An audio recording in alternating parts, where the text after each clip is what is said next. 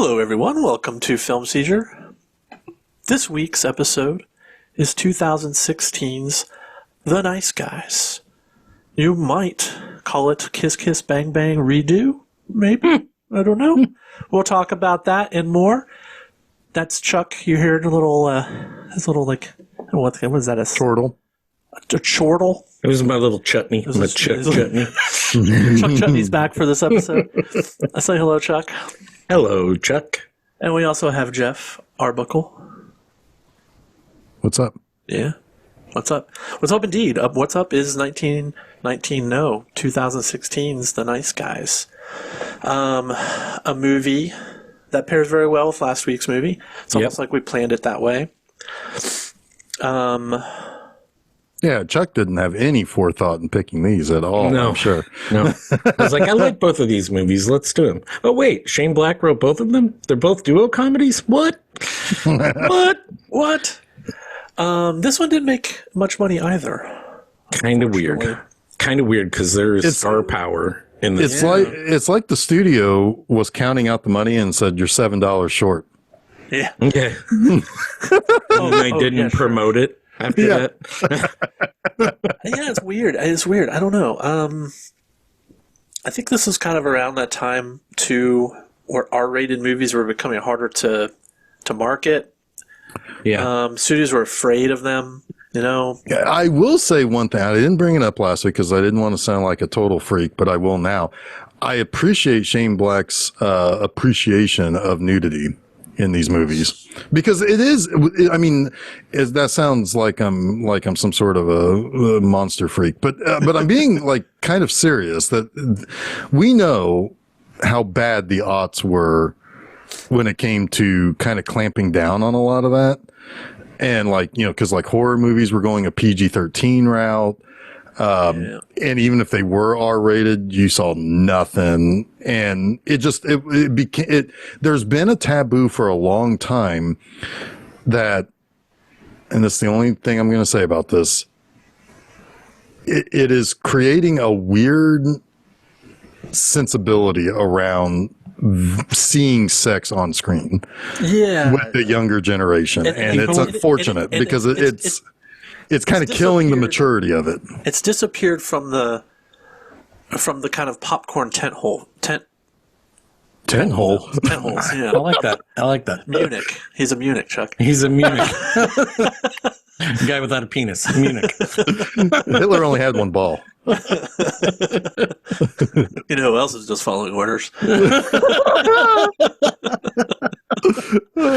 you make a good point, brilliant, Jeff, because nudity is still prevalent in cinema, but not in these types of movies, right? Not in the mainstream movies. mainstream movies, right? And I do believe you're right. I think it has kind of almost done this sort of resensitizing them, to like almost it's pushing, I think, people to other avenues, maybe. Well, it's making, I mean, like there's a combination of movies kind of shying away from it because there were some people who would kind of like, we don't need it in movies, you know, and stuff, that kind of mentality. To also, it's also been perpetuated by how people react to certain things through like social media. Yeah. And so people were complaining about Nosferatu's nudity. Exactly. Prosthetic. And this is Florence Pugh in Oppenheimer. Yes. And it's nothing. There's nothing. It's right. Exactly. So really, we are just going to go back to the 50s. Right. And the weird thing is the thing that the generation that's pushing that kind of narrative are the youngest of the millennials and the oldest of the Gen Zers, the people who are the furthest away from the sensibilities of the 50s mindset, right? And it's like, it creates this kind of weird vibe around sex for pleasure kind of, but that's a whole other conversation. I think part of it is the objectification aspect of it, right? Sure. But there's also a maturity of, it's not always just objectification. There's sometimes there is a reason why exactly you see it. Exactly right. And I know, and that we've thrown the baby out with the bathwater, if you will. Yep. We've thrown the tits out with the tit wang doodles. milk. With the splash water. Yeah. Well, I mean, what do these people think when they see, say, Titanic? Yeah. That nudity is not Well, objectifying that at created all. a stir as well, but that was, I think, because it was in a PG-13 movie. But context means everything. Yeah, but if you're painting someone like a French girl, they're allowed to be nude. Yeah. Yeah. I mean, it says it in the movie, like Chuck said. Yeah. That's just how it is. So yeah. I mean, like, don't you remember when Kate Winslet said, "Paint me like your French girls," and then turned to the camera, winked, and said, "PG-13." PG-13. And then boom, boobs. No, but but like, there's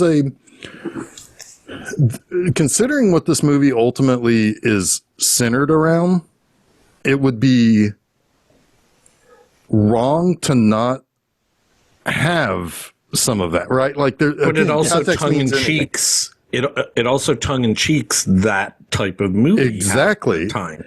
Yeah, I mean, is good. And yeah. I think Shane Black did something smart, right? He made this movie take place in 1977. Yes. So that's a good year, I've heard, Chuck. Yeah, it's one of my favorites. But you can throw out. Came out. That's right. Exactly. You can throw out everything that's happened since then in a way, right? Yep. Maybe not completely throw it out, but you can refer to things a certain way. You can do things a certain way because that's what it was like in the 70s, right? Like, sure.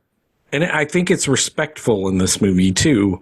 And even like we're about to talk about the Misty Mountain scene, and happen in Kiss Kiss Bang Bang 2, there's a covering up of the dead girl's nudity. Yes. Yeah. Yes. There's a dignity to it, right? Yes. Yeah. Yes. Very much feels like a Shane Black thing, which is nice. It's a nice. Yeah. I mean, it just seems like he gives a shit. Yeah. You know, and he's like, "Hey, I'm going to give you the boobs, but I'm also going to give you a little bit of. I'm going to give her some dignity." Yeah, it'd be like Quentin Tarantino putting shoes on the a story here. Yeah. Sorry. Oh yeah, putting shoes. Like, I'm going to show you the foot, but let her put some slippers on, for Christ's sake. I mean, let's not be gratuitous about this. I mean, she's paralyzed. The first thing she's going to move is her big toe. You know what I mean? Sorry, I'm being funny, but not so funny because it's the gratuitousness to right here. Yeah. Yeah.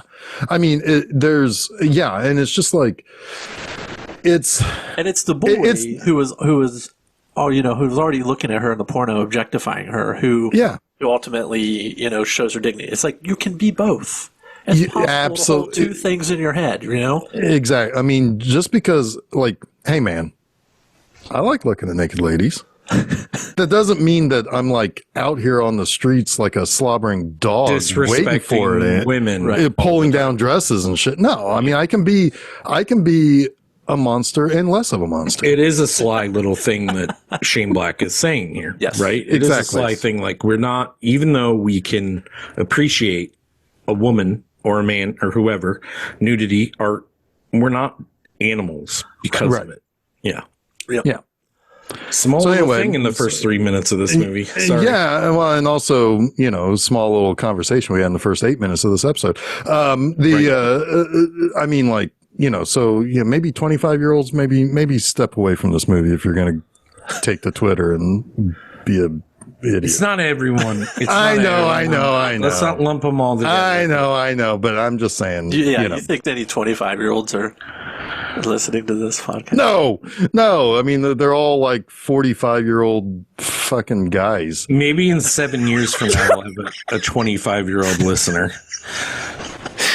When my child is 25, sure. Maybe. Fucking guys. Anyway. And right now, all right, I'm done. I'm taking more tits. I'm putting away the soapbox. The boobs. No. I will not. I'm not putting those away. I'm gonna. You should put your shirt on still. Oh, wow. All right. Always doing the show without your shirt on is kind of. But I mean, you guys can't see it you can't see the trees for the forest. Yeah, we can't see the nipple. I can't see the top from the bottom. Yeah. Yowzers. Anyway. Oh boy. Okay. All right. Did we do it? Great start. Did it? This movie's really funny. This episode, not so much. Anyway, I think we're doing okay. we're doing great. Yes. So the first funny thing that happens in this movie is when we just see a car going like in the background, just driving down a hill, Yeah. and it's a Firebird, I believe. Give me my keys. And yeah, so this is Ty Simpkins is a little kid. This is the only scene he's in. This is it. Yeah. And he steals the mag out of. Oh wow, I didn't know who this kid was. Huh? Yeah, I told you last week he was Iron Man's buddy in Iron Man 3. I didn't realize that. Yeah. He was the buddy movie part of Shane Black's Iron Man 3. We talked about how good he is at buddy movies. He was the buddy.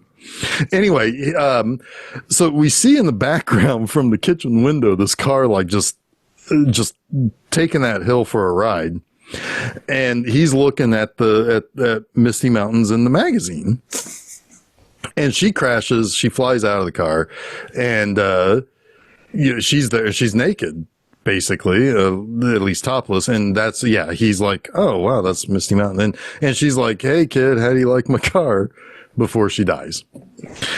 How do you like my car, big boy? That's it. Yep. Because that's important. She's not really talking to the little boy. She's, yeah. Yeah. We'll talk about that later, I guess. Talking about something else. Yes. Clue. It's our first clue. Yep. That she likes Frisch's big boy. Yes. That is true. We do find out that's an incredibly important part of this movie. I can't tell if Jeff's joking or not. Oh, I like Frisch's big boy. I mean, what do you guys would think about it? Anyway. It is a clue. Yes, it is. It is. Yes. So, we meet. You know who else liked Frisch's big boy? David Lynch. Yes, he did. He went there like every week. Yep. And had they did a memorial for him there. And they all ordered a meal, right? Yeah, they all went to Frisch's Big Boy in Hollywood, in L.A. You know what I like about Frisch's Big Boy is that they deliver it to your table. So it's a little bit of both wait service and fast food. Well, it was like Denny's. It's kind of like Denny's. Yeah, but you order up front and then you go sit down and then bring it out to you. I remember servers there. Maybe that's changed. Well, the one anyway, the last one I went to, I ordered up front. But it's and not like table service, is it? Do they get you like fill your drinks and stuff? Because a lot of people you order. They do. I do think they clean up after you if you're done with something. Like they'll say, "Hey, can we go and take?" Like a lot of places will bring your food to you. No, Five Guys, they call your number and you go up. Anyway, let's talk about the nice guys. Yeah. So anyway, well, Five Guys in Paris brought our food to us. Just saying. There's a Five Guys in Paris. There was a Five Guys in Paris. We were so hungry after a show, and we were like, the first thing we saw outside the venue was Five Guys, and we were like, perfect. Yeah, that sounds Cajun really fries, good right now, baby. actually. Cajun fries. Yeah. It was perfect. Anyway, sorry. All right, so I also want to mention at the very, very beginning of this movie, I love that 70s Warner Brothers logo. It's awesome. Yeah. Anyway, where do we go from here, Chuck? Okay, so we saw Misty Mountains die. Then we meet Jackson Healy, who is getting hired by Amelia. Or no, not hired by Amelia yet. He is talking about his life, but what he's doing is going to stop an old man from molesting a younger girl. And the old man is like 29. Older. Or something. Yeah. Older, right. Like there's disparity in age at least, where this girl is young and he is of age that he shouldn't be messing with her. Well, she's like 14 or 15. He says she's 13. Yeah. And she's flirting with him, and she's also scoring pot off of him. She's scoring pot. Yeah. But he's a really hot guy. Yeah. Yeah. He says something like that. Yeah. And Jackson Healy beats the shit out of him and says, "Don't mess with little girls." Basically. Gives him one good punch in the face with his brass knuckles. Brass knuckles, yeah. Oh yeah, he is a brass knuckles guy. I mean, it's Russell Crowe. Of course, he's a brass knuckles guy. I can't imagine a more perfect weapon for Russell Crowe. Right. Well, he has a beautiful mind too. Well, that's true. Brass Knuckles and A Beautiful Mind is the next movie for sure. Oh my God. I love it. I love it. So he's a hard-boiled private detective mathematician. I love it. Yes. He always All of puts his two cases- and two together. Yes. All of his cases have something to do with numbers. Yes. Yeah. I don't even know where I am anymore. 8%. But then I think they show 8%. That was last week. Yeah. But then they show Margaret Qualley, who's playing Amelia for the first time. She's paying Jackson Healy money to stop two men from tracking her. following She's her, like, yeah. I only have the information on one, but can you stop him? And there's the whole "you're $7 short" thing. Presumably, she finds the money. But go ahead, Jeff. Yeah, no, I like it because she's like, "Oh, you make me feel safe." He's like, "You're $7 short," which is also kind of funny that he doesn't really know who she is. He never he doesn't put two and two together. In this case, he's not a beautiful mind when he realizes. So he's just an enforcer. Yeah. So he didn't really care. If somebody pays him, he's going to deliver the message. It doesn't even matter.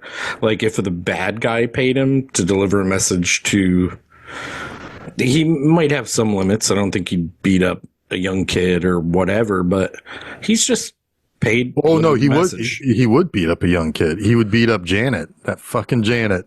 Oh my God, everyone would beat up Janet. I'd throw her through a window. But of course, Jessica gets thrown through a window instead, I think. Yeah. Unfortunately, the nice one gets. Yeah. What is? I mean, what'd you say, Jason? There was something. There was a funny line about Janet.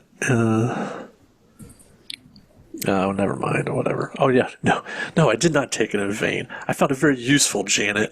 Yes. How many times did you have to pause the movie to write a line in this? Dude, and it's like insane. How many times did Ryan Gosling say Jesus Christ in this, or Jesus? Or A lot. idiots. Oh, Idiots. Look at these idiots. look at these idiots! Yeah. It's her protest group. Oh, she's in there somewhere. Sorry, I thought you were dead. Sorry, can't help you. We're dead. No, but when he steps on her fingers, and Oh, yeah, sorry, I thought you were dead. So wait, are you dead or why are you wearing the gas mask? The gas mask didn't help. Yeah, oh my God, we're so far off now. Yeah, so So Amelia pays Healy to get someone off her back. Then we go to, I can't remember his see, name. March. March. Is it March? Yeah. He goes to he's got a new case. He goes to this old lady's house, and she is the mother or grandmother, probably grandmother. Aunt. Okay, sure, of Misty Mountains, and she swears that she was outside of her house after she was killed, after a funeral. she said, I saw her through the window. Through the over window there." in her house. Yeah. In a pinstripe suit. In a pinstripe suit. He's like, is this the first time you've seen her? She's like, not since the funeral. And then he's like, oh. And he's looking- No, that not her? since the funeral. No, that was he. So when we meet that was a Colin different March, case. That was a different he case. says that he has a retired old detective that throws him some of his cases, and he's talking to this old lady who's like, you haven't seen your husband since when? And it's like got not my since old the ladies funeral. mixed up.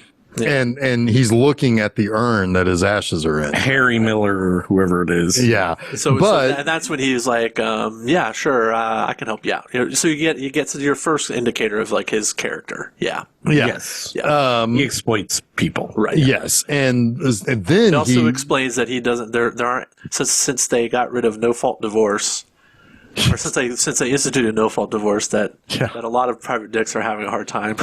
yeah. Yeah. But then that's when we also meet the old lady who is Misty Mountain's aunt, because she's the next person that he goes to, and that's when she explains everything. Now, when we see him actually on the job, this was one thing I remember seeing in commercials or in trailers or something, where he punches open a window pane. That's a lot of blood. Yeah, and he cuts his wrist, and he's like, "Oh, that's a lot of blood," and he like passes out. It's squirting up at him too. Yeah. Okay, so I have to say something now, because Ryan Gosling is fucking hysterical.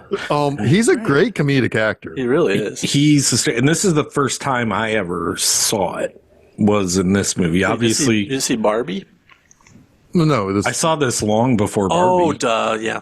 I thought you said this was I thought you meant this was the first time I've seen him be comedic. I was like, "Whoa, there's a lot of comedic roles." But anyway, I get you now. It is, though. he's the a first crack up time- in Drive. I know, but I thought you meant watching Yesterday? Yesterday was the No, first no, time. I saw this when it came out. This was Yeah, like yeah. a big one on Steph and I's list. But yes, like I gotcha. Ryan Gosling and Russell Crowe are like two actors that I didn't really care for when they first started, probably because of the movies they were in or something. But now I love both of them. You didn't like The Notebook? I think you're joking. No, I did not like The Notebook. Okay, Did you like The Notebook? that's fine. I haven't seen the Notebook. James Garner's good in it. All right. I mean, that's not my thing. I can't imagine Fair Nicholas enough. Sparks being my thing ever. No, I mean, Right. I was working at the movie theater at the time. I got paid to watch it, so it was fine. Yeah, fair. But I mean, Fair I enough. liked Drive a lot. But that was after this too, wasn't it? Ooh, I don't think so. No, Well, Drive it might have been before it, but Drive still, was he's not- 2011. obviously not a crack up in that. Like you said No, earlier. no, he That's a great struggles movie, even too. being a human being. But he is a real human being. But I did like him in that. Real hero. Come on, Jeff. Yeah, well, I know, but he's not exactly the warmest guy in that movie. We talked about that movie. Apparently, he's going to be in the new Andy Weir movie. The guy who did The Martian. The book. yeah. The writer of The Martian. Anyway. I'm trying to find his filmography right now. I don't know why I can't find it. Ryan Little Goose, Ryan Baby Goose. What's a Gosling? It's like a baby goose, right? Yeah, it's a baby goose. Anyway, so yeah, and he's but what we find out is that the guy who is the only guy that Amelia has information on, that she gives him on a little pink elephant piece of paper, is the address to Holland March, Ryan Gosling. Yes. And he Does what he did to the other guy, pretty much. Yeah, well, he forgot his brass knuckles at home, because he was pondering the word of the day, which was Equanimity. Equanimity. He accepted her betrayal with equanimity. Smash cut to Jack, I'm fucking your dad. Jack, I'm fucking your dad. Yeah, and so he forgets his brass knuckles at home, but he doesn't really need it with Ryan Gosling. Now, you know what's funny? I remembered equanimity without even writing it. It's not even in my notes. I'm Very very good. shocked at that. Wow. Very good. Because I spelled it right when I typed it. I spelled it right. Anyway, so anyway, so yeah, he goes in. He gives Ryan Gosling the heel of the hand, The Healy. the Healy in his facey, and then he's basically like, stop looking for Amelia, whatever. And then he's like, you're going to tell your doctor you have a spiral fracture. Spiral fracture of the fifth metatarsal or something. Or whatever, and he breaks his hand or his wrist. Yeah. Yeah, to which He's like, no, he won't. He doesn't want to give him his arm. He's like, no. he's like, no, no. Oh, good. Like, if you haven't seen this movie, listeners, stop now and go watch it. Yeah, of it's course, it's please. really funny. Yeah, I mean, it's right there on Netflix. Watch it. But as Healy leaves, he sees Holly March, Holland's daughter. And he's like, didn't I see you, hanging out in that empty field over there? And she's like, yeah, maybe. It's like, are you friends with my dad or whatever? And he's like, yeah, we're work associates. And then She offers him a yoo-hoo. he offers him a yoo-hoo. It's a me for yoo-hoo. And he's like, I haven't had one of these in 30 years. If next time you see him, he's got like 3 cases of them. Yeah. But damn it, he's not going to be able to enjoy those. No, because the frying pan and the fire are there. Like it's almost the same. Yeah, the older guy in last week. Blueface. Yeah, But it's Keith David. Keith David. David. Yep. Yeah. Yep. And, then And some other guy. yeah, Blueface. Bo Knapp. But he's not Blueface yet. Nope. No. Now, Healy lives above a comedy club. I think he lives above the comedy The comedy store. Yeah, Yeah. like famous. Yeah. I don't know who that is supposed to be that's on stage. I feel like it's probably someone. I don't know, but Robert Klein was on the I saw who was else on the sign. there? The marquee. Yeah, the marquee. Yeah, The Marquis de Sade. Marquis had a couple names. I can't The remember. Marquis de Sade. Anyway, so yeah, he Tim Allen was one of them. oh yeah, maybe yeah, in 77, absolutely. Tim Yeah. Allen was yeah. More power. That's the only role he can play these days. It's kind of sad. Anyway, so Not a friend in me. Yeah, he's But- fucking Buzz Lightyear too, Jeff. Get a grip. not anymore. Chris Evans is Buzz Lightyear now. Oh, In the yeah, Buzz I guess Lightyear he is. movie, but not in That's- the Toy that's fair. Story movies. That's fair. They still make those. Anyway, Probably. There'll probably be another one, I bet. there But probably we will can be. move on. so he goes upstairs to his apartment, and that's where he sees the older guy in Blueface. Now, Blueface isn't Blueface yet because they are looking for something. Amelia. from- They're Yeah. looking for Amelia. And they're questioning him, and they're it's like they're kind of roughing him up a little bit, and the Blueface guy goes into another room and starts fucking about with his stuff, and he tries to warn him, you don't want to open that, and that's when you see a dye pack go off Yep. right in his face. He's, And he- that's the kind that doesn't come off. That's the kind that doesn't come off. and he gets really mad. And at this point, Jackson's like, I get it. You come in, you rough me up a little bit. It's part of the job, but you made a mistake. You pissed me With off. my fish. Yeah. You Yeah. pissed Oh yeah. He was throwing the Throwing yeah. his He's fist like at the wall. yeah, and he's like, I get it. It's kind of all part of the job, but you pissed me off. And that was really stupid. Yes. And he gets the upper hand pretty quickly because he's Russell Crowe. Well, he does that thing that happened a lot in old movies where you flip a light switch and the TV comes on. Yeah, everything Like, I don't comes on. Yeah. Yes, which happened a lot in the 70s movies that I've seen. And that creates a diversion. He runs and does his little Leslie Nielsen dive over a couch. It is kind of the Leslie Nielsen thing almost, in my brain anyway. And then he gets out the shotgun, shoots, and they take off. Yeah.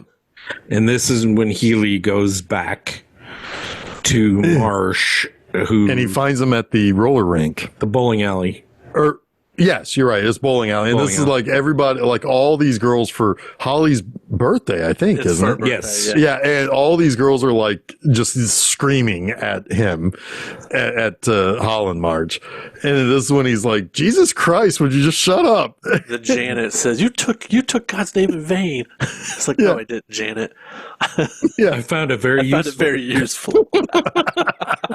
I mean, he's not lying. They all shut up. Oh, but this scene with them. All right, so they're sitting at the booth. Yes. So Russell Crowe and Ryan Gosling. Russell Crowe wants to hire Ryan Gosling to find Amelia, and not for any altruistic reason, but because he doesn't want to have to move from his apartment. I like Right. my apartment.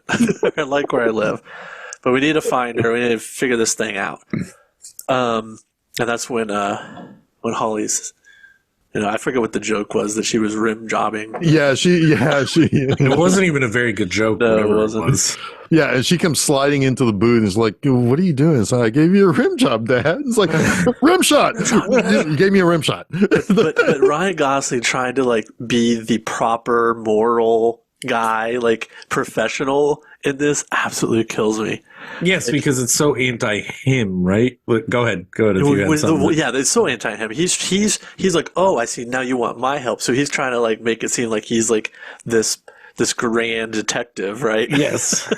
My job is complicated. Well, and earlier in the day, he had taken more money. The porno lady. Lady. Earlier in the day, he'd taken more money from Coke Bottle Eyes. Right, that's Mrs. Glenn. But yeah. in this scene, he's like, oh, well, you know, I don't do that job anymore. You asked me not to look for her. He's like, well, you go back to her for more money. He's like, I can't do that. We have ethics or whatever. Yeah, he's like, he's trying to be all high and mighty. But he's already done. Yeah, he's already done it. Yeah. And this is also the first time you really see that Holly is even better at their job than they are. She's probably the smartest person in the movie. Yeah. Yes, she's the Nancy Drew here. Yeah. In fact, did she play Nancy Drew? I don't know, but she didn't. She's smart and she has common sense, because I feel like Holland March is kind of smart, but he has no common sense. Yeah, like there are some things that there are certain things that he surprises you with. Yes. Well, she should have. There's certain things that he does. Like at one point, he's drunk. He's almost blackout drunk, and he gets just a brief look at something, and he's memorized it all.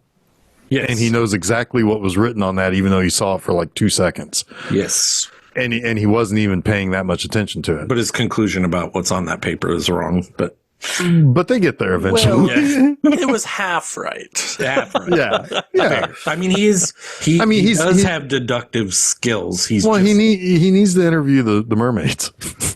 Oh my God. That, I mean, we're going to get there very soon, but that party scene is like some of the best shit in any movie in the last 10 years, in my opinion. It's also that there's one particular line that I sent you guys that killed me, that he said that that had to be written.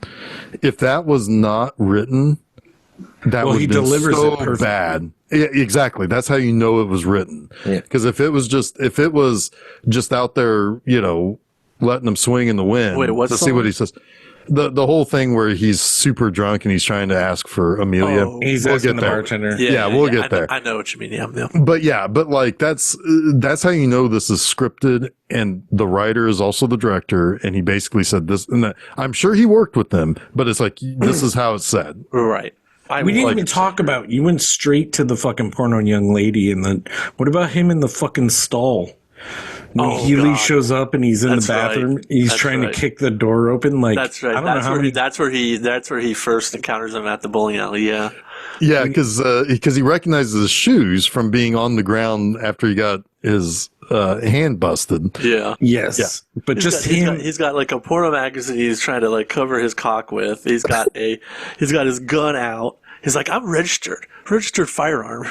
I can carry this. But the way like the physical comedy of him like perfectly kicking the door open, I'm like, how many takes does that take? Because it's like perfection. Because of the door and everything. Yeah, whipping in. Yeah, and he's not even looking at it, and he's just kicking it open. And I'm like, damn, that's good shit. They definitely had to take a bunch of takes there. I bet they probably pieced it together and edit even. Yeah, they could have done that. Yeah, it's just really good. Like, but then the whole like. He's covering his dick. He's like, please turn around. He turns around. He's looking into a mirror. He's like, you do realize. Yeah. Close your eyes. He just kind of sighs. But he does close his eyes and he's like, I'll fucking turn around. He's like, can I open my eyes? Sorry, I love that scene. So no, it's good. It's good. This is a movie where almost every scene. Like, I have no notes for any scene of this movie. Dad, I have a bunch of quotes. Stuff. Honey, how many times do I have to tell you? Don't say and stuff. Just say there are a horse here. She's a listener too, though, because she repeats that later. Yep. Don't say stuff. Just say they're Don't doing say anal. Oh my god, so good. So they agreed to work together, and does this take them straight to the party at this point? I think so. This is also where we realize that. Oh no! They got to They got to figure out where she's at. So it's like, well, right, it's her protest group, and that's where they go to the protest group. Yeah, it's her protest group. It's her protest. And then it's like, who wants to make $20? And one guy raises his hand, and it's Chet. Chet. Yeah. So I like the fact that it's that's Val like Kilmer's kid, by the way. Right. Yeah. Yeah. Yeah, it is. I like that. Like he talks about, Holland talks about hating ventriloquists. You can always see the mouth move to which Jackson's like, no, you can't. It's like, no, I can't. I hate them. They're idiots. And then then they get to the protest group where it's a bunch of people protesting the smog. Yes. Which is interesting because this does come back later. And that the birds can't breathe.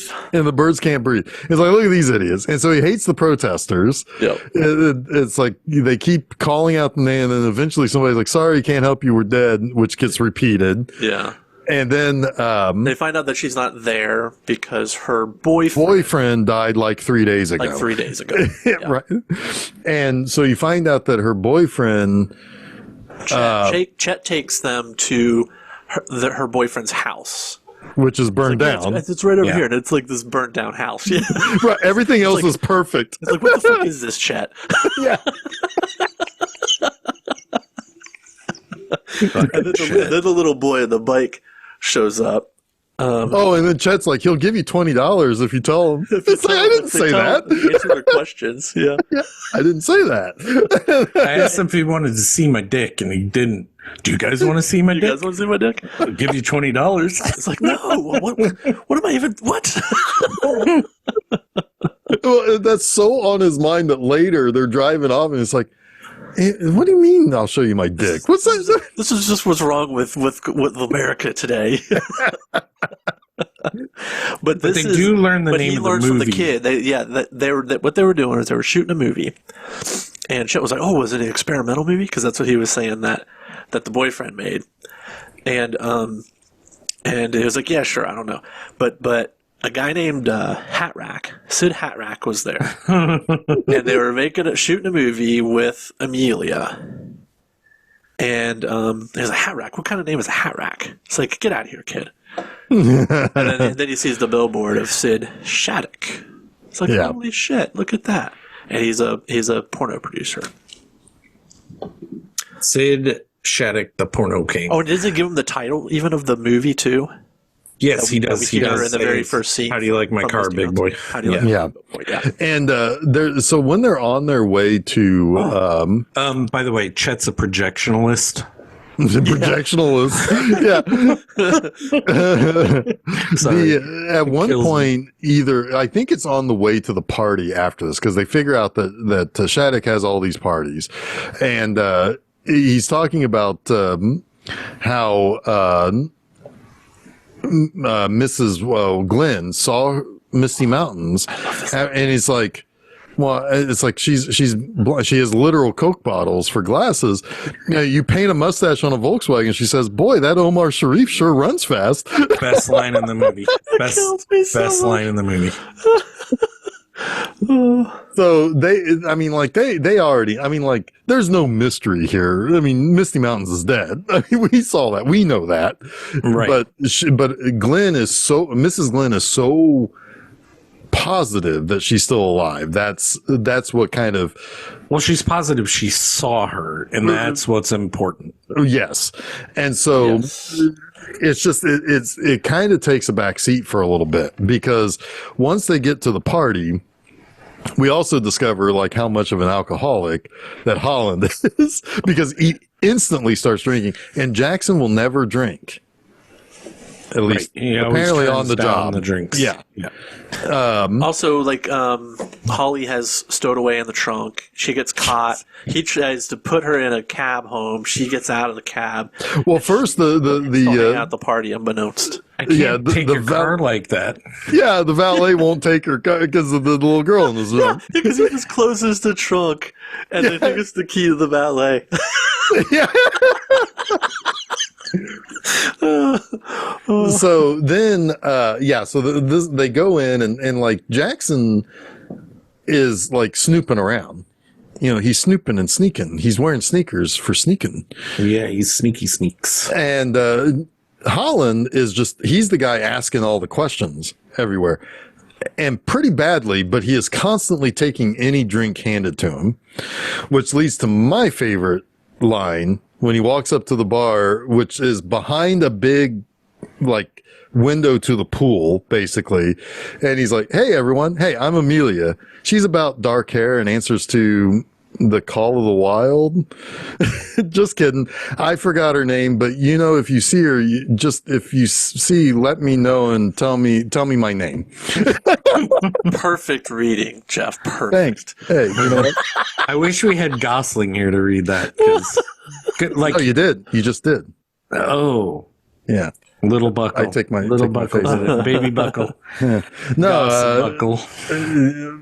I mean, I if he's listening, you know, tell me how I did. Tell me my name. Tell me my name. I forgot my name. I mean, put me in Fall Guy too. I can hang out.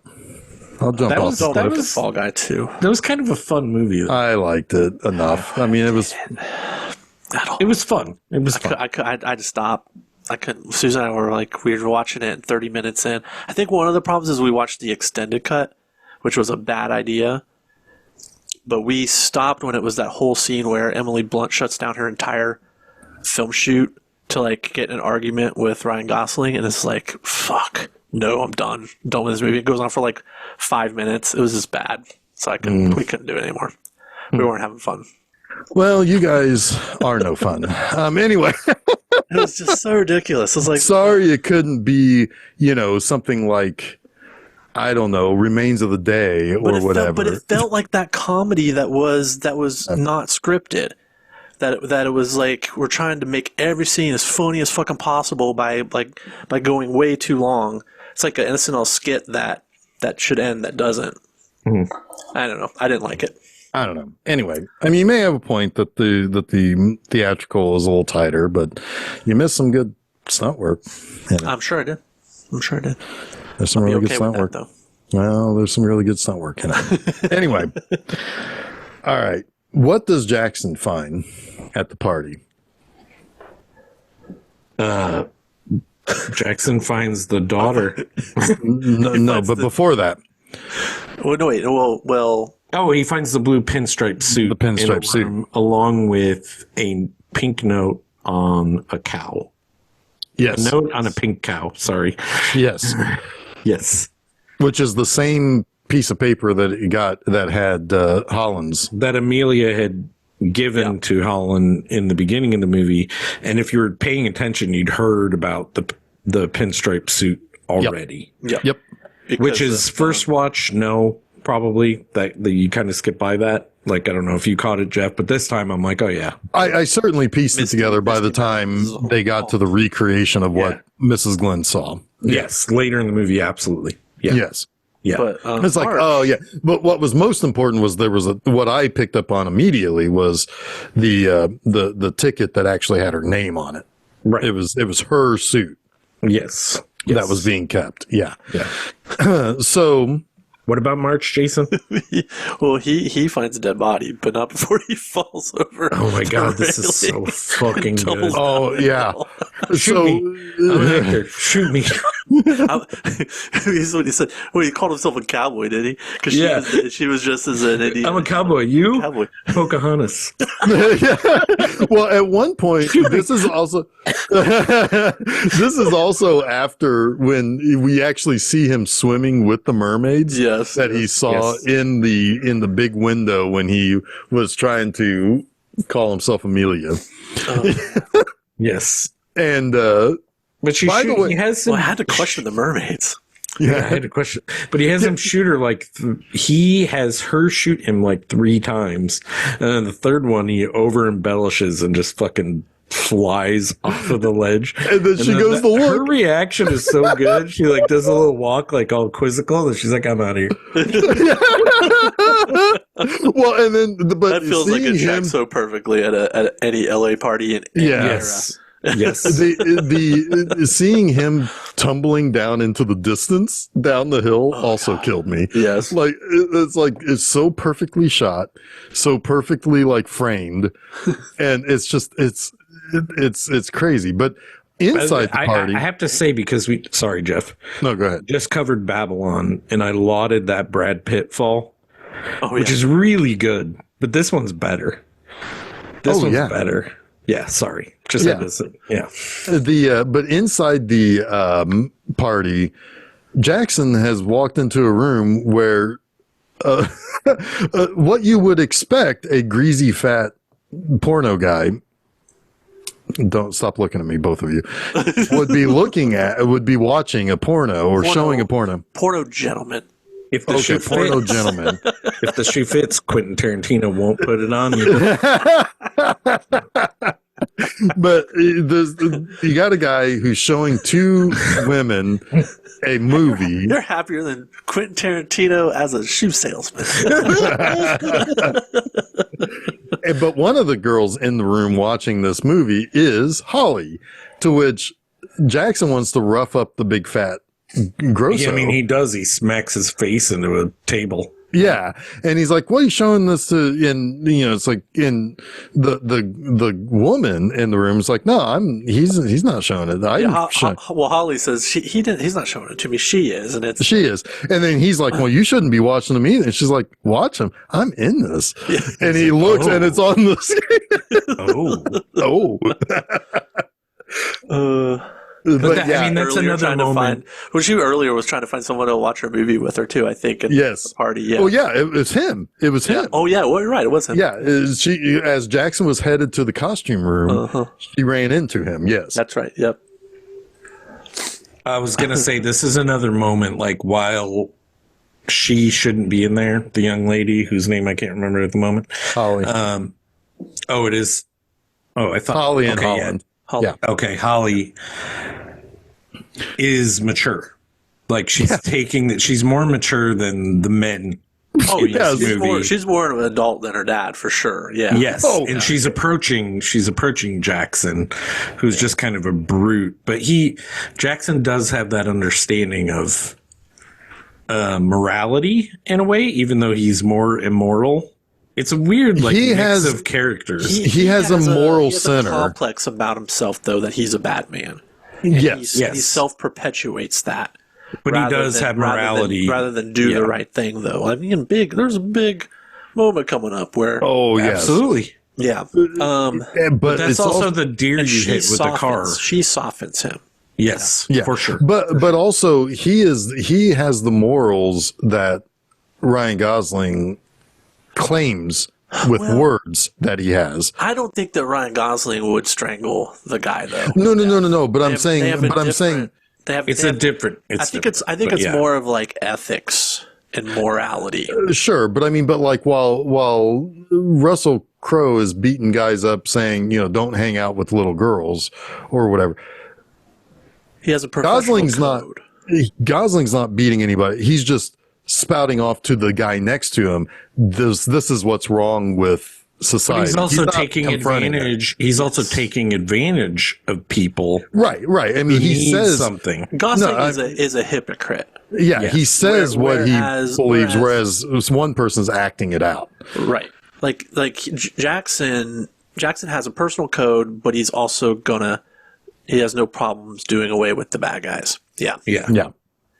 Whereas Gosling will only just elbow the guy next to him and complain about it, but not do anything. But it's interesting, too, because when we find out about the one guy he probably killed in the diner, probably. is probably the only moment in his life where he felt, what do you say, felt needed or felt useful. Useful. Yeah. So it's I mean, almost this is- like this it's almost is- like when he kills the guy here in the next scene. It's almost like he's chasing that. Yeah. Right? And it's, he's in a way, he's a lot like Rocky in the early stages of Rocky, right? Where he's working for the mob family as an enforcer. He doesn't really have any compunction about breaking a guy's knuckles or punching him really hard in the nose to break his nose. It's a way of life. But he is It's a living. there. Yeah. It's a waste of life. Yeah, It's a waste of life. It's a living. But there is a goodness in there, right? Sure. And it's buried under feeling like this is all he's good for. Absolutely. And Yeah. it takes a good person to see goodness in him. And that's where Holly comes in. Yep. Although Holly would like Janet to be beaten. She does inquire how much it would cost $30 to beat up $30 Janet. bucks to it. He's like, hey, we're having a conversation here. This conversation's over. She's always making fun of me. He's like, one of those friends you just hate. Yeah. Yeah, I have two of them. Jeez. This podcast would be so much better as like a buddy comedy. Not, like the third person kind of throws off the. I know. Well, wait, you asked me to leave? Out. Yeah. I guess I'm out. And we need Put your Shane shirt on Black and to leave, write Jeff. the comedy. Yeah, quit showing us your nipples. How do you like my car, big boy? Anyway. I'd rather see your fuselage. Anyway, so the by the way, also Earth, Wind, and Fire are playing porno parties. Was that really they are. them? Well, I don't know if it really was them, but it sure looked like them. Do It you sure did, remember yeah. when Earth, Wind, and Fire played Like porno? porno shows. The soundtrack on this is really, really good. It is Really because good. it opens with pimp, the pimp song. I can't remember what it's called. Sorry, Curtis Mayfield. It's a Curtis Mayfield song that it opens with. I'm pretty sure. But anyways, it's a good soundtrack. But we need to talk about.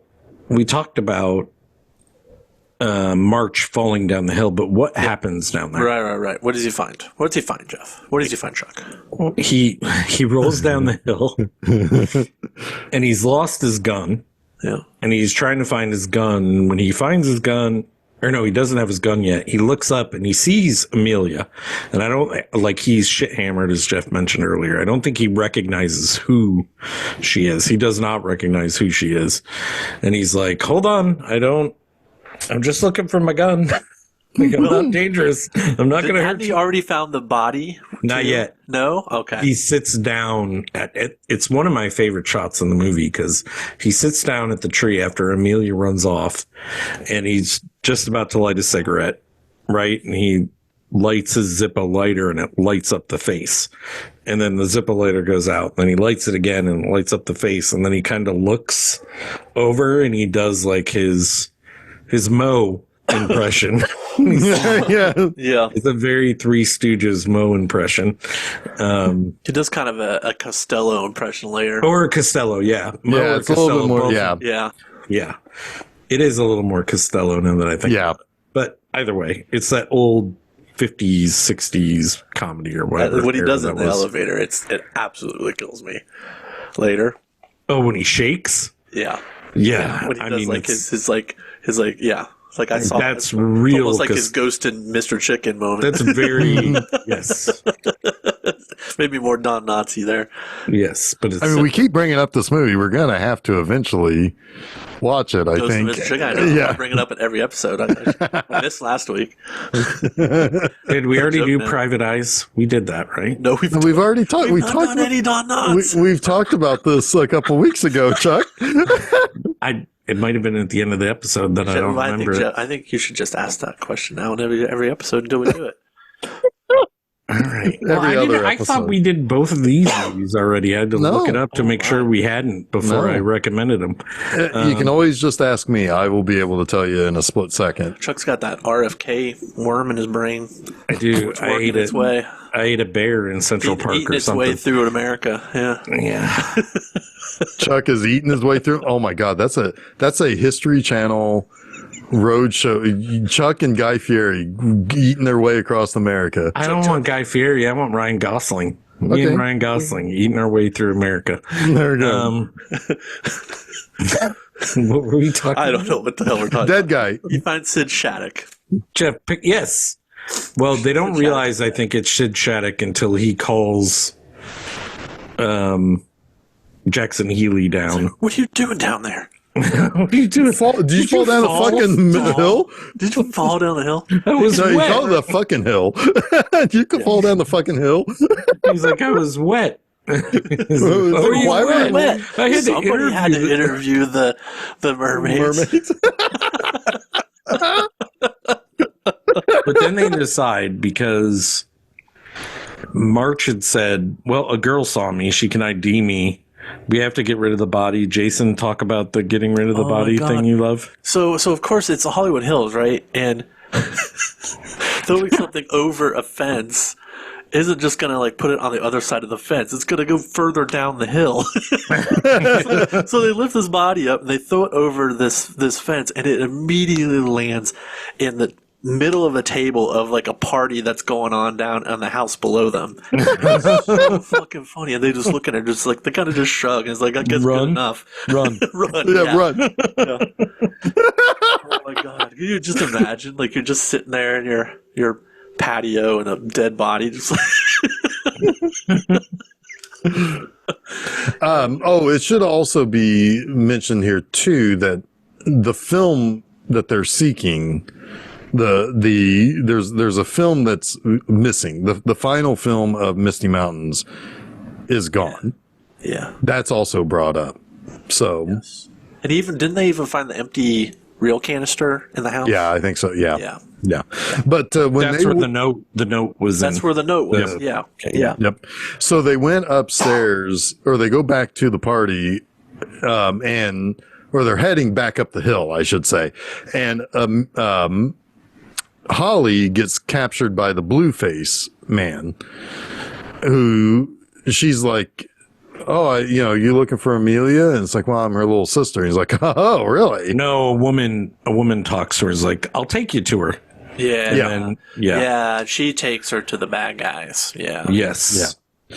And it's like, oh, well, we've got Amelia's sister. But when Amelia comes stumbling up to try to frantically to get her car to leave, Blueface is going to shoot Amelia, but Holly slams the door to make him drop the and then they take off running. Yeah.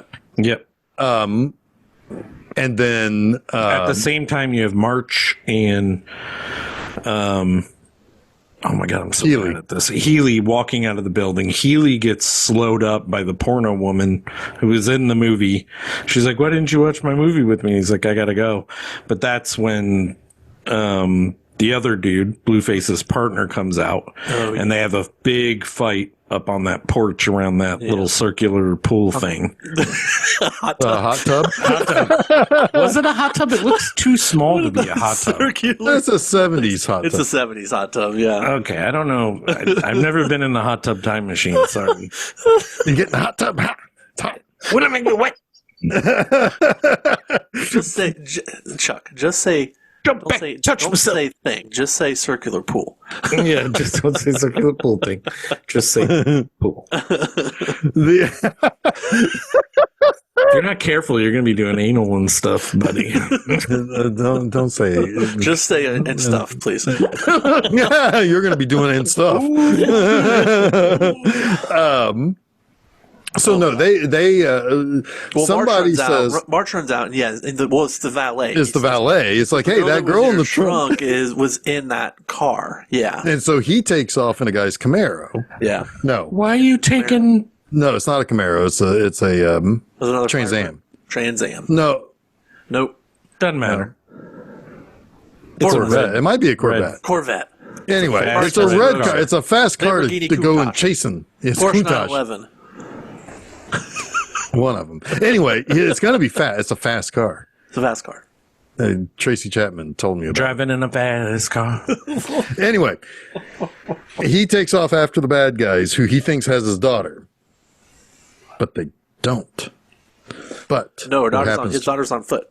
Yes. Amelia. So we have Amelia and Holly running through the hills. We have Blueface chasing in his car. We have March chasing him, and we have Healy fighting the partner up on the deck around the hot tub. Yeah, Keith David. Now, at one point, Keith David says that Cool thing. he will, if you let him go, he won't ever see him again. It's like how's Michigan. Yeah, Michigan is where he'll head off to. I wish that there was good enough. I wish there was a payoff for that later. Well, he kind of Yes. can. He's going to die. Well, No, but they could have run into each other later. Instead of it Gosling and Keith David fighting, it could have been reversed. I would have liked to say, "So how's Michigan?" or some callback would have been fun. Yeah. Okay. Jeff's Anyways, not having it. I'm Jeff's not not having it. That's my Jason. note for Shane Black. It's like, why did He's No terrible notes. at writing script. why Send did him- Russell Crowe kill Keith David? No, he did. No, it was the other way around. Gosling had him. Yeah. Oh, yeah, that's later. Yeah, right, later. Because they both jump off the. Yes, it would have been cool Right. at the end of the movie if there was a Michigan callback. But I wish because Russell Crowe's character never sees Keith David's character. he does not. Again. That's true. That's I true. wish that they had at least had a confrontation. An intersection, yeah. Right, absolutely. intersection. Gotcha. Yeah. Fair enough. So, yeah, Russell Crowe shoots Keith David, though, right? Through the circular pool. Through the circular pool thing. Yes, he does. Yes, he does. The circular pool will be drained really fast because it's small. It's Yeah. It was very Small circular the pool. smallest pool I've ever seen. It's like one of those kiddie pools, you know? Yeah. Anyway, those little plastic kiddie pools. Now, back in the chase, Ryan Gosling's fucking ripped. He's hammered. Yeah, so he wrecks the car. He took 2 martinis off the tray when he got there. He wrecks I the would car, have but only the taken one. Like, Blueface also gets wrecked. Yes. And he's sprawled out on the street. no. So Blueface gets out of the car and he's confronting Amelia and Holly. Yeah. And he gets Deus Ex Machina'd back there. Oh, yeah, he does because it's just some dude in a van. Random dude in a van runs him over. Yeah. Yeah. But he is ultimately he's like in a crumpled mess on the road. Jackson catches up. Well, Amelia, it's important to note that Amelia is telling Holly to run with her. And Holly is like, no, we have to help him because that's a good character. Yes. Right. Like, note on her. Amelia's like, fuck that, I'm out. Amelia's like, fuck you. Fucking Margaret Qualley's so cute in this. Mm-hmm. What isn't she cute in? She's cute in everything. Yeah, that's fair enough. I mean, she has good genetics. Yes, she does. Yeah. I'm all for that nepotism. So Holly goes back to Blueface Yes. to try and help him. And that's when Jackson Healy shows up, right? Russell Yes. Crowe? Yeah. Yes. And that's the whole thing where it's just like, all right, well, you go see if you can get help. I'll stay with him. Yep. But he strangles him and kills him. Yeah. But we Quick also find important out the note. John Boy is coming. okay, fine, Jeff. Fine. Yes. You tell us. Well, John Boy's coming. Who's the actor who plays the guy on the Waltons that has the hockey puck on his face? God, it's so Uncle good. Buck wrote that line. Hi, I'm Buck Melanoma, Molly Russell's wart. Did I say wart? I mean her growth, her tumor. Here's a quarter. Go downtown and have a rotten rat and all that thing off your face. Holy shit, I butchered that, but whatever. That's good enough. Anyway, What did I call Matt Bomer? Henry Cavill Ham John Boy. something, yeah. Actually, I gotta admit, I actually did think that was Henry Cavill. I get those two mixed up. So Is that the guy that's been in American Horror Story? Yes. Okay. Yes. I thought so. Yes. Okay. It is. I get him mixed up with Henry Cavill all the time. Okay. Yeah. The Those bad facial recognition things I have. Yeah. you get that a lot. I get a little bit of face blindness. Yeah. Yep. A little? Yeah, okay. Yeah. Anyway, he called me Chuck the other day. Honestly. Chuck Chutney. Chuck Chutney, yeah. Anyway, so so he kills, and she Holly at some point does question him. Did you kill that guy? And he's like, no, Of course not.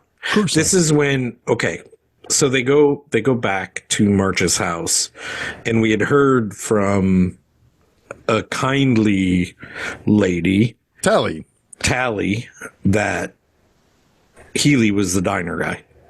Yeah, and he's like, what's that? What's the diner guy? He's like, some other time. Yeah. Well, he asks him again when they go back to their house, or March's house, and he's laying atop the springboard, the diving board above the world's biggest ashtray. And the big ass it's a big ass tray. Well, I mean, he's putting his butts in there. It's way bigger than that small it's like circular a huge pool hot thing. tub. Yeah. Yeah, it's the biggest hot tub ever. It's way bigger than that small. And it's kidney bean shaped too. You know? I need to stop talking. I can't win. But March asks Healy to tell the story, and Healy obliges. He'd saved a whole diner from a maniac. Yeah. But March falls asleep. Yeah, maniac with the shotgun. Not a hobo, but a maniac. That's right. Yeah. That's right. And Rutger Hauer's not in this movie. But March falls asleep. Healy leaves, and then he sees Holly in that empty lot, and that's when he learns that was where their house used to be that burnt down, that March is supposed to build back up. And he's like, don't stay up too late. I'm fucking out of here, kid. Yeah. And that's that. A little character development there. Yeah. And because she's like, well, I best be getting back to my book. Yeah. As if to say, why don't you see your way out of here? That was earlier Yeah. that she did that. Yeah. Not in this scene, but yes. The first time he was in there with her, maybe it was this. No, it was this time. Because he asks her, because she's reading the book out loud, and he's like, this must have been your room. Yes. Because like, he your has foot's in the figured it toilet. out. Yeah. Your foot's in the toilet. Yeah. Now you're getting the carpet wet. And actually her parents' room. Yeah. Yeah. Yeah. So anyway, so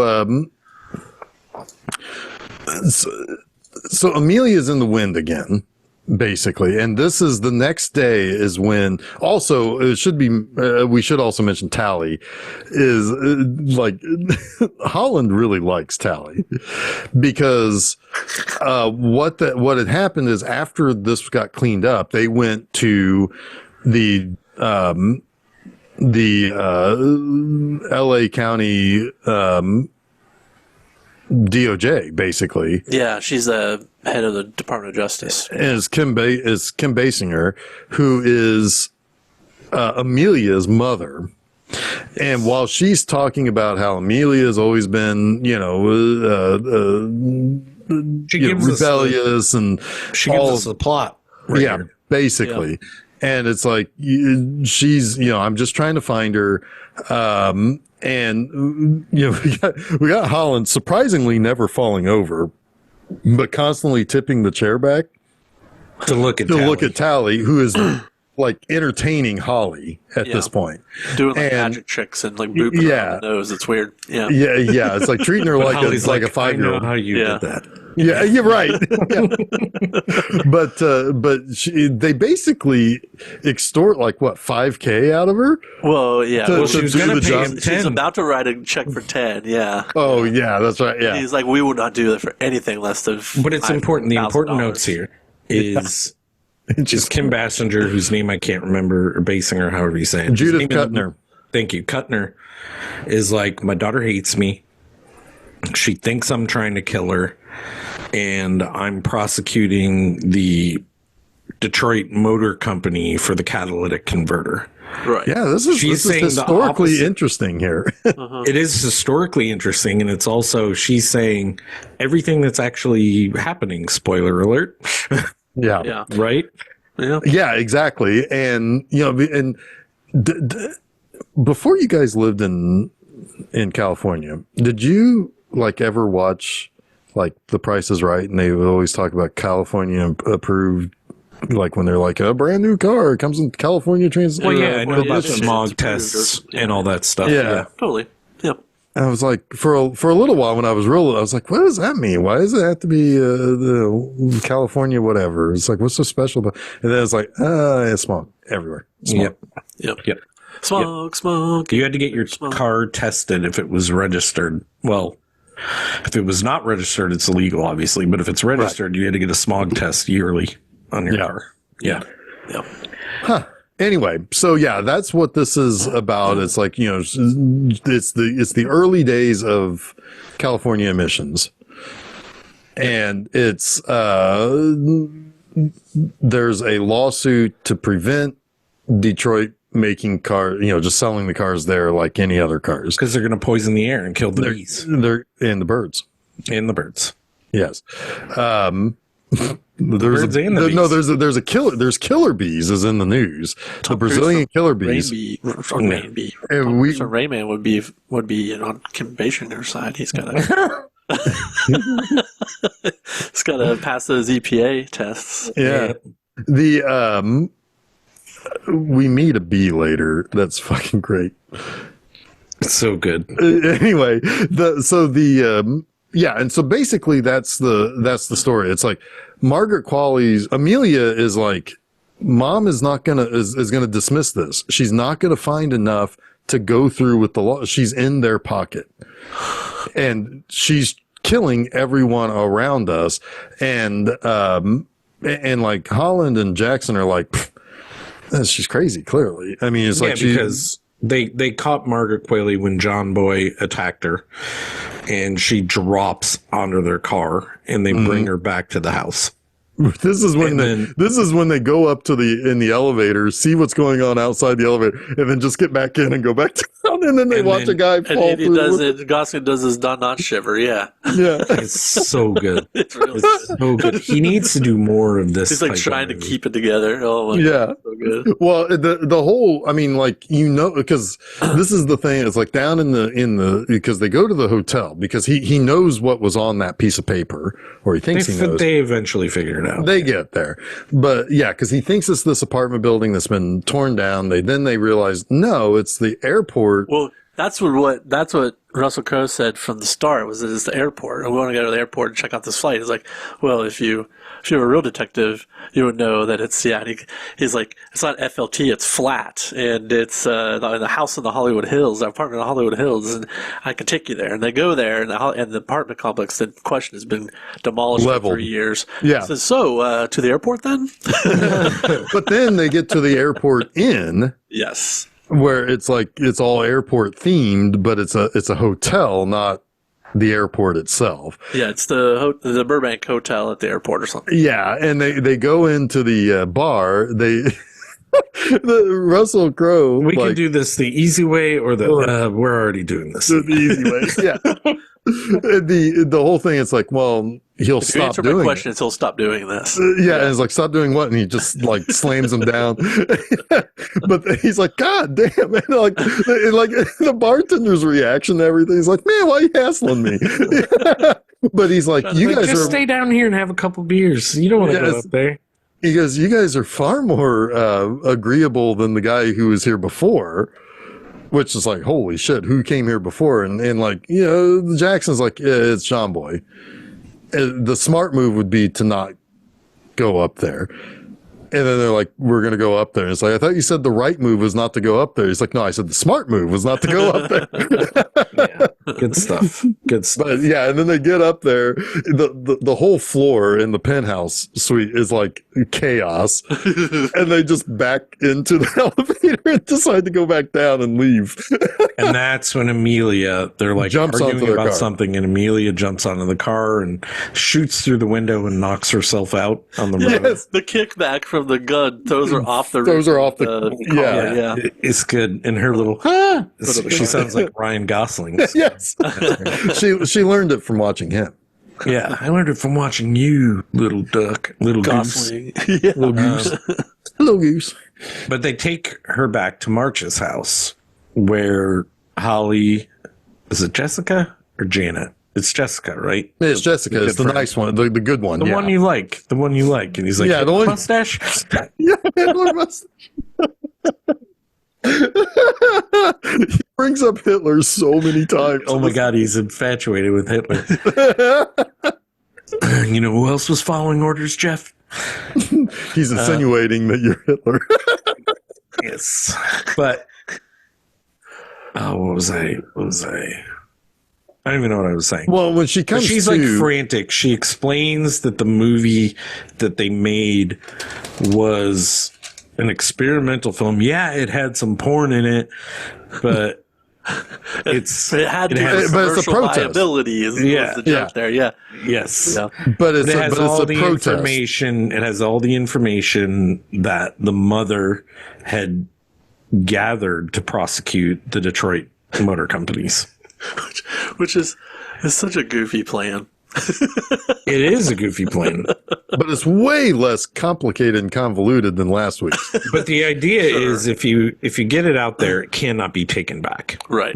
It's been shown. You cannot cover it up now. Yep. People know. Like, yep.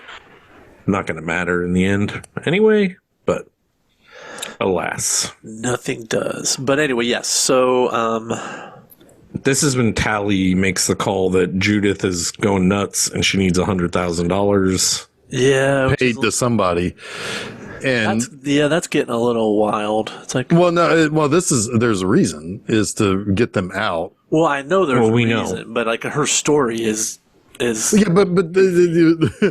Holland is not. Well, I know what he's thinking with. Yeah, I know. Yeah.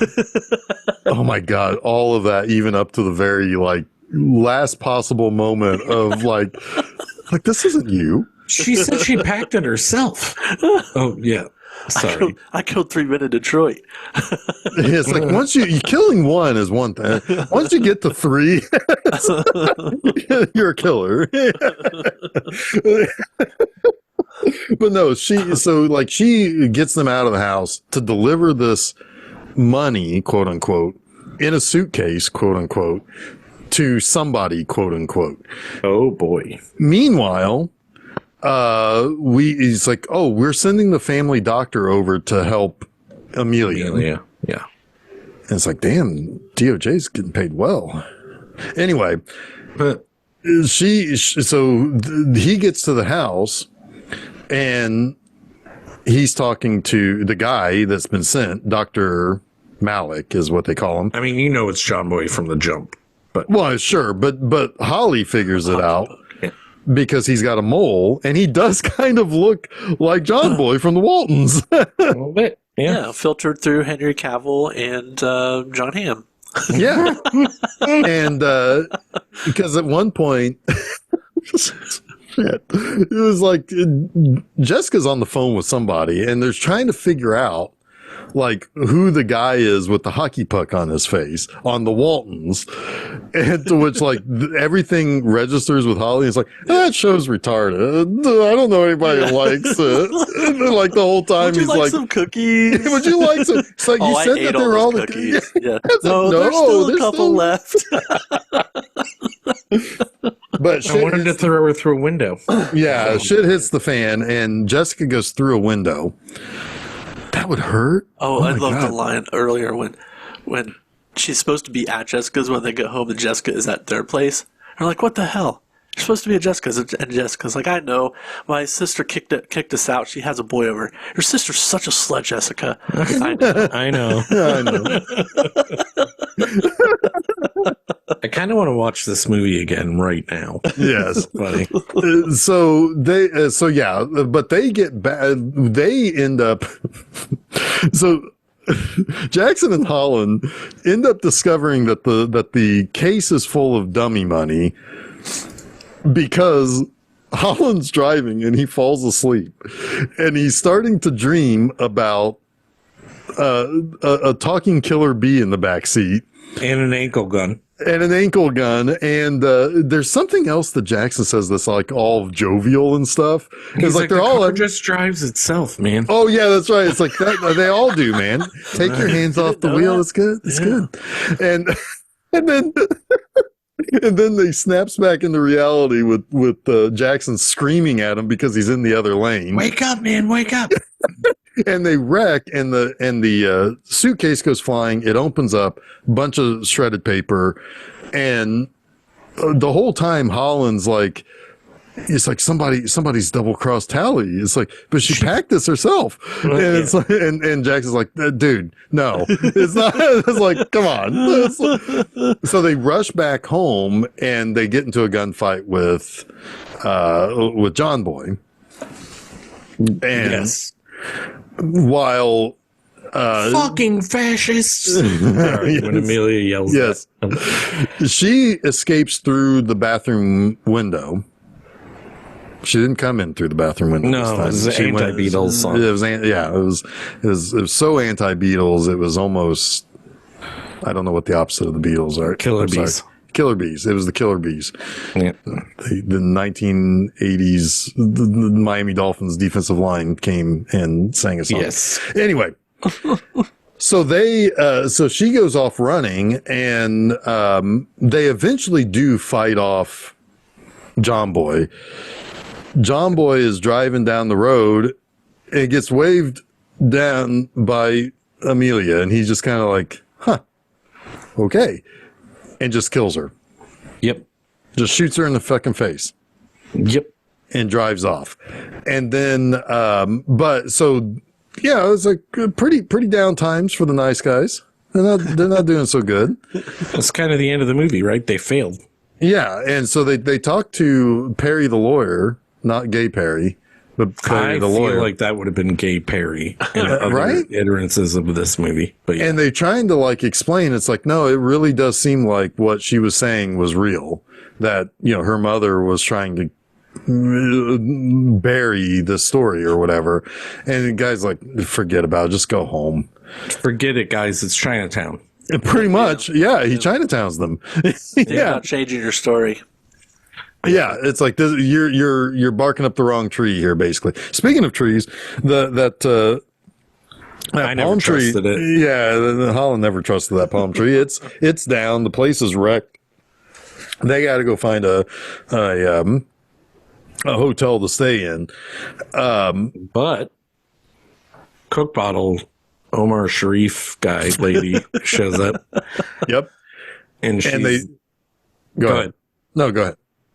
She's basically saying again that she saw Misty Mountains in the apartment, and she mentions the Pinstripe suit. Pinstripe suit. Thank you, Jason. And that tips off Healy, and he's like, oh no. Healy mentions that he saw a pinstripe suit at the party, which March is like, what the fuck, Wardrobe. man? Wardrobe. Yeah. Wardrobe. It's wardrobe.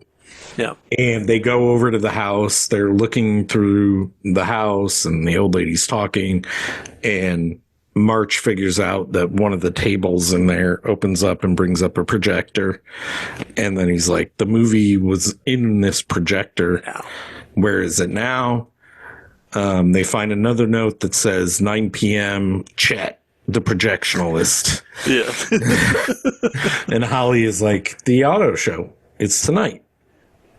It's got to be the auto show. Gotta be. And they're like, we're going to the fucking auto show. Everybody's going to the auto show. We're all going to the auto show. Everybody. Only person not at the auto show is Kim Basinger. And Coke Bottle Eyes. Yeah, all roads lead to the auto show. Yep. Even people from the last week's movie are at the auto show. Yep. No, Robert Downey Jr.'s there. Yep. Val Kilmer's there. Well, so what happens? They're Val trying to Kilmer's find there. Chet. They gotta find Chet. But also, John Boy is looking for Chet too. Yes, he is. And he gets there first. Yes. So yeah, they get into the room. They realize the film is gone, or it's not there, basically. Tally comes in with a gun on him. This is when she explains that she's killed 3 people in Detroit, because the whole time Holland's like, you're not a killer. It's like, I killed 3 people in Detroit. And Jackson's like, killing 1? Okay, maybe. But killing 3 at that point, you know. And, but Holly March does the dive at his ankle looking for the ankle gun. It's like, what are you doing? He's like, did I dream that? He's like, yes. That absolutely killed me. I'd forgotten that joke, and it absolutely, because I'm thinking, yeah, the ankle gun. Oh my god, it absolutely slayed me. So good. And then Holly tries to distract everybody by pretending to be room service. Yeah. And she rolls the cart in. This is the one dumb thing that Holly does in the whole. Well, it's not necessarily dumb. It's a good idea. but it's the only thing that that could have really worked out, honey. Right. It's the only thing she really fails here, right? Because kind of exactly, kind of. But yeah, she comes in because Tally knows it's Holly, and so she tries to throw the coffee in the coffee. Lantern or whatever. Yeah, it's a thing that's kind of oval like a pool, but a really, really small pool. Oh, it's a hot tub of coffee. It's a hot tub of coffee, except for it's cold. It's a cold tub. It doesn't do anything. It's like, why are you throwing cold coffee in my face? It's like, was the word you're looking for carafe? Was that the word you're looking for? I guess. Okay. Carafe. I said cantern. I don't even know if that's a word. It's an acrimonious carafe is carafe. Right. Or anyway, pitcher. Or pitcher, sure. Coffee with pot. a lid on it. Anyway, coffee pot. Coffee pots. They're just called coffee pots. Anyway, called coffee pots. Yeah, they kind of are. Anyway, so she throws the cold coffee. She's like, "Why are you throwing the cold coffee? I found this out in the hallway, whatever." But Tally ends up tripping on it, slipping on the cold coffee. Yeah, and knocks herself out. And hey, that ended up working out, honey. Yeah, it ended up working out. So now they got to find Chet, and John Boy has already found Chet, beat him up, dumped him in the dumpster, and Chet reveals that he's already spliced the film into the presentation that's going to air at 9. Yep. And so they got to go back to the room. They got to go back to the room. But somebody has already so like the movie already starts, and during this, by the way, I think the main guy of the Detroit people is Buck Rogers from the 70s TV show. At the same time, it did look like him. Yeah, it's Joe Gerard. Yeah. Anyway, but anyway, they start seeing the porno, and it's like, oh, we got to get that film because he knows what's in there. He knows because it's the daughter of the person who's going to do him a solid. And so they end up getting the film out, and now it's a big chase for the film. Yes. The canister starts rolling around and everything. Yeah, they haven't fallen out of the window yet, right? Well, they fall off the top of the roof. Off the top of the roof. Yeah. So take it from here, somebody. I'm handing it off. Well, I do know this. I know that Keith David finds Holly and brings him into the party that that March is stumbled into, because the bartender asks him if what are you having? He's like, he tries to shake it off. He's like, free drinks, man. And he's like, ooh, and then he sits at the bar. So good. Yeah, his look is perfect. And so he sits down at the bar, and then he's like, and then the other one, Keith David, comes up, and he's like, I've got your gun to your daughter's back. Come with me. And then he turns around and he does the whole like beep beep boop boop, like I'm drunk thing. Yeah, beep beep boop boop. That's exactly how you. It's kind of what he does. Yeah, beep beep boop boop. Anyway, because he's trying to figure out a song or something. Yeah. And Holly's like, oh great, I've seen this before. Dad's wasted. This is no good. And they go out into the they go up to the roof, and I'm not really sure. Like, Keith David at one point says film, but. He wants the film, but he also says, you shouldn't have brought your daughter here. Haven't they already started playing it? Like, hasn't the chaos ensued at this point, or no? I think it has. No, the chaos. Yeah, there's chaos because to distract from the movie so they can get the movie. It has. John Boy starts killing people. It hasn't started playing yet because once he falls into the pool and sees Richard Nixon is when the movie starts playing. That's and right. John Boy, yes. And we don't need to talk about the Richard Nixon thing. Just know the dead president again. It's funny. But yes, great. there's the whole altercation. He's acting drunk. He tells Holly to duck. He hits Keith David with the chair. And Keith David tumbles off the roof. But he grabs Marsh on the way down, and they both. He grabs Holly. He grabs Holly. Yeah. That's right. And then, but he pulls Holly back. How does he?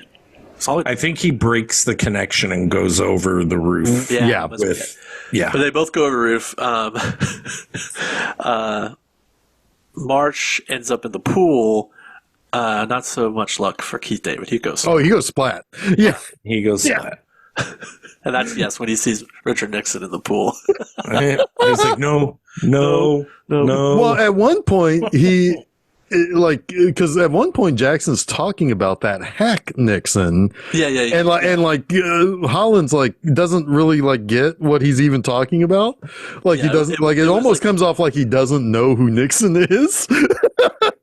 Yeah, it ties back to that story that Russell Crowe is telling him about two things can be the same thing. Why don't you just say two things can be the same thing? Can have different meanings. You don't have to tell the story. You don't have to tell the story. What's the story mean? Yeah, Jackson's like, oh, yeah. But it's about some guy in a car accident, and his last thing he sees before he dies is Richard Nixon. Right? Yeah. Right. Yeah. But anyway. No. So Ryan Gosling gets out of the pool, and he runs into for Russell Crowe, and he's like, what are you doing here? You're supposed to be up on the roof. Did you fall again? He's like, yeah, I did. I should be dead. I think I'm invincible. It's the only thing that makes sense. And then when he hides behind the car, but he's on a rotating platform, it's so fucking funny. Oh my God. Yes. But this is when Holly goes back upstairs and confronts Tally, who's packaging up the film. And Holly, I don't know what she does to disarm her, but she ends up taking the film and saying fetch and throwing it out the window. And then Tally jumps at it and fucking knocks herself out on the wall because Tally's an idiot, apparently. Just keeps slipping on coffee and knocking herself out on walls. Now, I mean, geez. But she had made a pinky swear. Holly had made a pinky swear with her dad earlier that he was going to get the film. Yeah. So once the film goes flying, fucking marches after it. So you have Healy ends up in a fight. There's all sorts of shit that with happens. John Boy. Yeah, Healy's fighting John Boy. Yeah. Yep. And he swings him around and he looks at his finger and he's holding the pin of a grenade and kind of runs away. Well, and John Boy takes his coat off, throws it over the balcony, and it lands on a dude who is shooting at March. And blows him up. Yeah, but because he's invincible. He is March is invincible. But it's weird because it almost feels like no, never mind. I'm not no. I was just no. All right, I'll continue because the other goons are are goons for the Big Three. Some are with the motor company, some are with the DOG, some are with probably the venue. So there's all sorts of people. There's all sorts of people kind of fighting each other. It's a little confusing, but yeah. It is because they're all wearing black suits. Right. Yes. It would have been nice if they color coded them or something. Yeah. Give them masks. The bad guys. That's always. I don't know. That always does it. Yes, colored masks or whatever. Separate the Ninja Turtles so I know which one's Donatello without seeing his weapons. But March does end up getting to the film canister. So he has it. He throws his pinky in the air at his daughter, who had just convinced Healy not to kill John Boy. Which seems like a bad idea. But maybe John Boy just stayed knocked out until the cops arrested him. I don't know. But we come to find out that maybe Judith, has been arrested. She's probably incarcerated, but she says it's they're going to replace me. You cannot kill Detroit. Somebody else, maybe worse than me, will come in here. And of course, they all see the the newspaper stories about what's happening and how they've gotten off and blah, blah, blah, blah, blah. But that's when you see the hilarious picture, which is kind of a callback to Kiss Kiss Bang Bang when he's like, I'm sorry, you look like a Mexican. Yeah. I think is what he says, right? He said, No, Puerto Rican. Puerto Rican. Yeah. At least he started drinking again. You're Puerto Rican, Russell Crowe. Yeah. This movie's begging for a sequel, Well, but it's not going to happen. Well, he said on the DVD commentary I read, he said that I'm not saying sequel, but I'm saying sequel. Like he was basically alluding to the fact that there was one in the works, but that was 8 going on 9 years now. Was that Shane Black? Shane Black on the commentary, yeah. So I think he's written one. I would be very surprised if he hadn't, but it's a matter of getting them back. Yeah. Ryan Gosling and Russell Crowe both said they would do it. Let's go. What's going on, Shane? Didn't make much money, I think is the problem. Yeah, but it's grown a popularity since. It's kind of got a cult classic status on it now. Yeah, man, it's so good. Like, I can't imagine watching this movie and not enjoying it. I'm sure some people don't enjoy it, but it's just one of those movies that's just fucking fun and funny. Yeah, I mean, it's, this one is far more simplistic in what's going on than last week. There's, yes, it's kind of silly how they are, how a porno movie would bring down a lawsuit or whatever, or bring down, the that's biggest comedy. But yeah, that's exactly right. I mean, you don't have to do a bunch of convoluted leaps to get to the actual truth. But it's all actually there. It's actually a more complicated mystery in a way than the last one, but it's a less convoluted movie. Yes.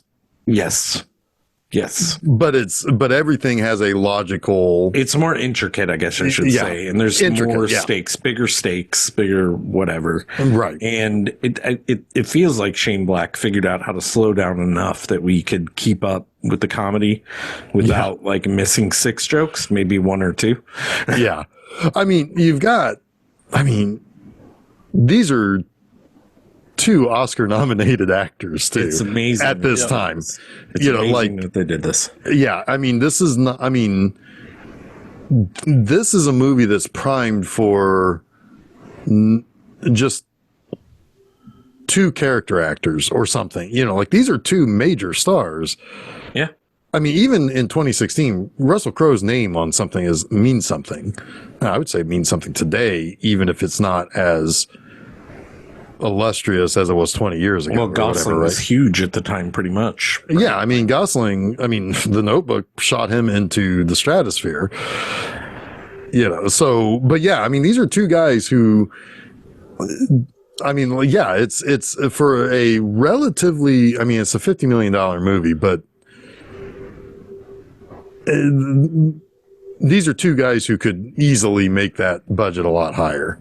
Well, they could have made 80% of it if they wanted to in this movie, right? Sure. Like 20 million a piece. Sure. Probably. I don't know what they made, but yeah, they could have eaten a lot of the budget on their own. Yeah. Possibly. Yeah. Yeah. I don't know. I think this is a great movie. I am sorry that I wanted to see it when it was. I remember seeing the trailer and thinking, man, I want to see that movie. And never did, but I'm glad I did now. And, I'm glad you did too. It's one of those. It's a great one. It's one of those movies I was looking forward to, and I didn't even know at the time that Shane Black wrote it, and didn't know enough about. Like, I wasn't on the show, so I didn't always look through, writers' histories and stuff. I'm like, oh, this is the dude that wrote Kiss Kiss Bang Bang. After I watched it, I'm like, no wonder it's so fucking good. Yeah. And I realized he wrote 2 of my favorites from when I was a kid. Like, I fucking love the Monster Squad. I love Lethal Weapon and like all that. So yeah. But anyway, it's a good one, and I think these 2 movies obviously are very good complement to each other in a lot of ways. And I hope Shane Black gets to do another good one, even if it's not Nice Guys 2. He deserves to write another good comedy buddy movie, probably. We would call it The Nicer Guys. The Nicer Guys. That's the sequel. He's got something that's TBA called Play Dirty. It's got Mark Wahlberg in it. Crime thriller film directed by Frank Black, starring Mark Wahlberg. Frank Black? I mean, what? Shane Black, Mark Wahlberg. Character featured in a series of novels by David E. Westlake under the pseudonym Richard Stark. Amazon movie. Well, like, it's just like a James Bond movie now. I feel like if you use Mark Wahlberg the right way, like he could be funny in a movie like this. He could be funny, but it'd have to be well written. Man, I would. It would be like watching Mel Gibson or something, though. You know, it's just like I can't get past your face anymore. You know.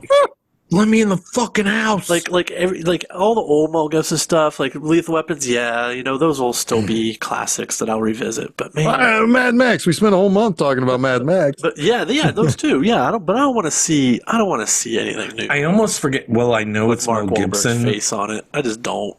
The Mad Max movies, I can disassociate Mel Gibson from. Sure. Even though you know it's him, right? I could disassociate Braveheart too. Yeah. Yeah, I mean, I still like the Braveheart was, movie, even though it's dumb.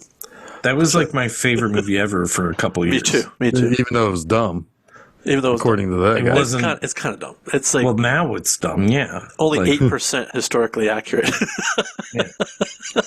Robert the Bruce was the good guy, fellas. Wake up. I don't know if that's But true. no, I do enjoy that movie, and I like Sophie Marceau, and she's not in that much movies anymore. I like her too. I love you. Always have. Want to marry you. Anyway. Nice Guys. Nice movie. Noise. Love it. Noise. It's a nice movie. I like it a lot. Good. Glad to hear it. Oh man, I forgot that Shane Black wrote The Predator with Fred Decker.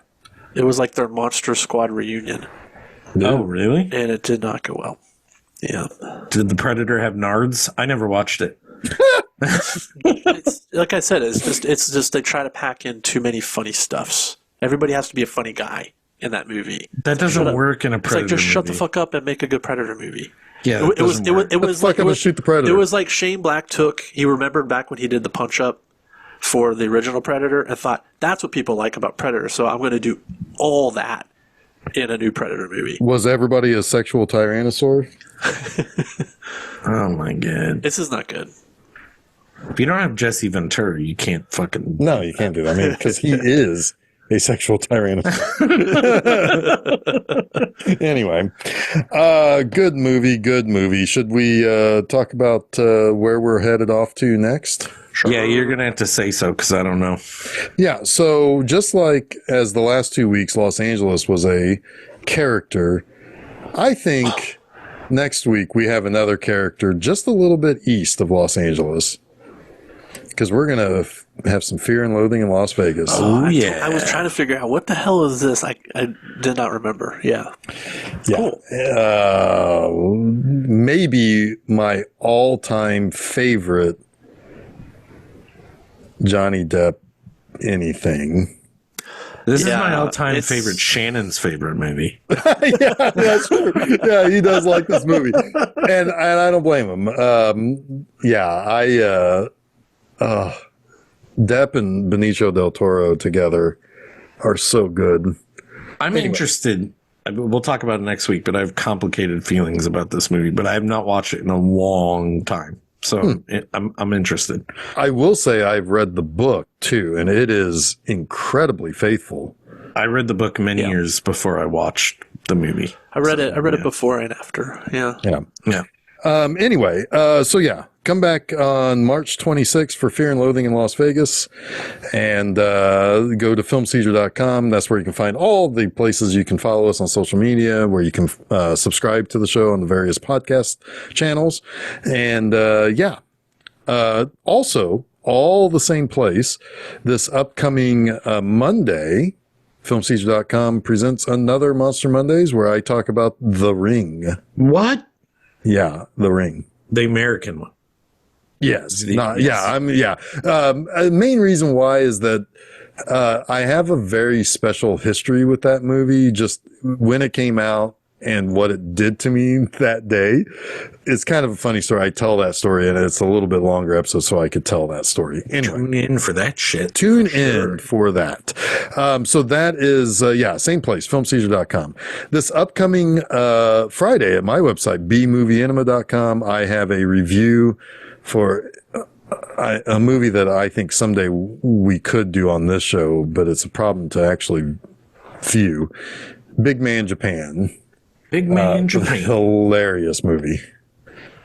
I feel like I saw it. I remember you talking one of the about funniest. It was featured in the Kaiju episode of the Horror's Greatest. Horror's Greatest show. Maybe that's it's got one of just the funniest endings ever. It looked absolutely bonkers. Yeah. It's insane, but it's so dry up until the last 5 minutes, and it goes bonkers, and it's great.